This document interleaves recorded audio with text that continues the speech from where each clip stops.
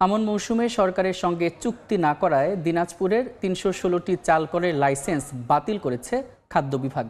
মালিকপক্ষ বলছে, ধানের ঊর্ধ্বমূল্যের কারণে লোকসান দিয়ে চাল সরবরাহ করা সম্ভব হয়নি। সরকারের কাছে আরেকবার সুযোগ চান তারা, তবে কেউ আবেদন করলে বিবেচনার আশ্বাস খাদ্য বিভাগের। গোলাম নবী দুলালের পাঠানো তথ্য এবং মনজিদ আলম শিমুলের ছবি নিয়ে রিপোর্ট। গত আমন মৌসুমে সরকারের সঙ্গে চুক্তি করেনি দিনাজপুরের ৩ শতাধিক চালকল। এ কারণে তারা কোনো চাল সরবরাহ করেনি সরকারি খাদ্য গুদামে। এবছর এ নিয়ে কঠোর ব্যবস্থা নিল খাদ্য বিভাগ। সম্প্রতি জেলার ৩১৬টি চালকলের লাইসেন্স বাতিল করা হয়েছে বিভাগের পক্ষ থেকে।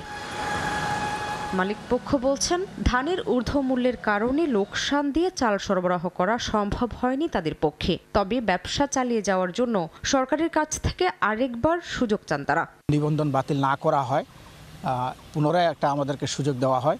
এজন্য আমি বিনীতভাবে সরকারের কাছে আবেদন রাখতেছি। তাদেরকে যদি কোনো কার্যক্রমে পরিচালনা করতে না দেওয়া হয়, তাহলে দেখা গেল যে আবার কৃষক একটা সংকটের মুখে পড়তে পারে।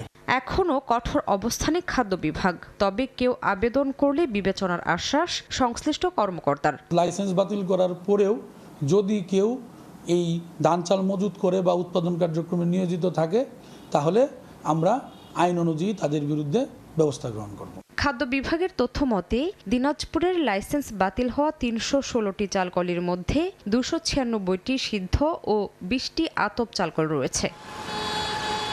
সময় সংবাদ, দিনাজপুর। 4 দশক ধরে আপনার ফাইন্যান্সিয়াল পার্টনার আইডিএলসি।